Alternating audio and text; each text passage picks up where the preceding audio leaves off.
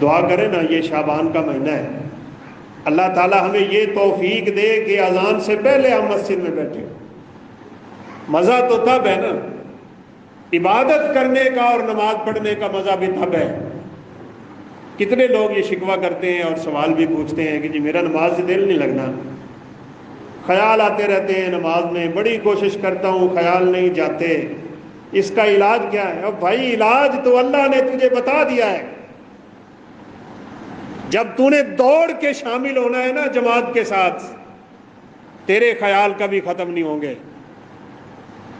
اللہ تعالیٰ نے جب اللہ اکبر کی ندا پہ تجھے بلایا، کاروبار بند کر دیتا، اپنی ذمہ داری ختم کر دیتا، ہر کام کاج سے فارغ ہو جاتا اور سیدھا چل کے مسجد میں آئے، 15 سے 20 منٹ رب کے گھر میں بیٹھے، وہ اللہ اللہ کرے، وہ ذکر سے اپنی زبان کو تر کرے، وہ اپنے ہاتھ دعا کے لیے اٹھائے، وہ تلاوت کے لیے اپنی زبان کو حرکت دے۔ میرے پیغمبر نے فرمایا ہے الدعاء بین الاذان والاقامت لا ترد، جو دعائیں اذان اور اقامت کے درمیان کی جاتی ہیں اللہ انہیں واپس موڑتے ہی نہیں۔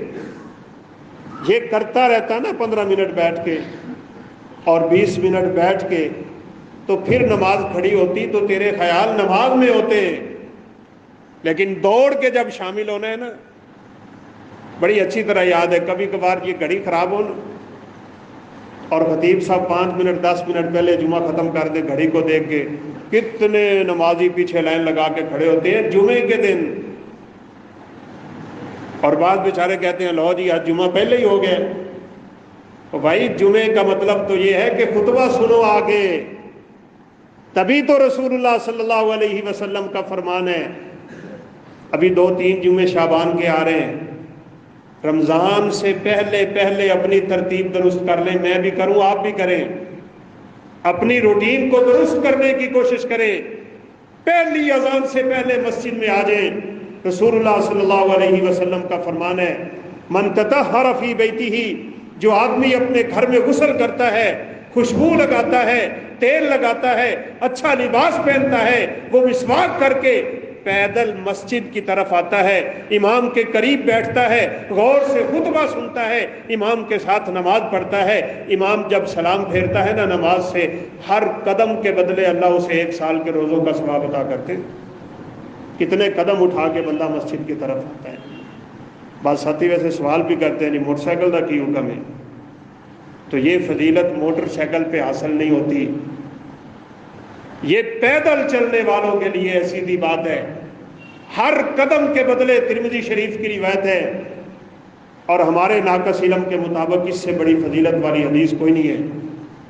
ہر قدم کے بدلے 1 سال کے روزوں کا ثواب ہے اور 1 سال کی تہجد کا ثواب ہے، جو شخص جمعے کے دن جلدی آتا ہے۔ لیکن جمعے کے دن بھی عادت ہوئی ہے بھائیو، یہ 10 دن کے گناہوں کو معاف کروانے کے لیے آتا ہے جمعہ، 10 دن کے۔ آپ دیکھ لینا کتنی ایسی مسجدیں ہیں، یہ مسجد بھی اسی میں شامل ہے، بڑے تھوڑے سے لوگ بیٹھے ہوتے ہیں جب خطیب آتا ہے، اور پھر دوڑ دوڑ کے شامل ہونا، اور جب جماعت کھڑی ہونے والی ہوتی ہے تو اس وقت دوڑ دوڑ کے نماز میں شامل ہونا۔ رسول اللہ صلی اللہ علیہ وسلم نے تو ویسے ہی منع فرمایا، منع فرمایا آپ نے نماز کو دوڑ کے شامل ہونے سے۔ آپ نے فرمایا اذان سنو تو مسجد کی طرف چلو، فَعَلَيْكُمُ السَّكِينَةَ وَالْوَقَارَ، سکون سے آؤ، وقار سے آؤ، اطمینان سے آؤ، عزت کی چال چل کے آؤ۔ وجہ یہ ہے، سنیے حدیث مبارکہ کے الفاظ کیا ہیں، جو بندہ نماز کے لیے مسجد کی طرف آ رہا ہوتا ہے نا، اسے چلنے کا بھی اتنا اجر ملتا ہے جتنا نماز پڑھنے کا اجر ملتا ہے۔ وقار کے ساتھ آیا کریں، آپ اپنے رب کے سامنے آ رہے ہیں، کوئی دوڑنا ووڑنا نہیں۔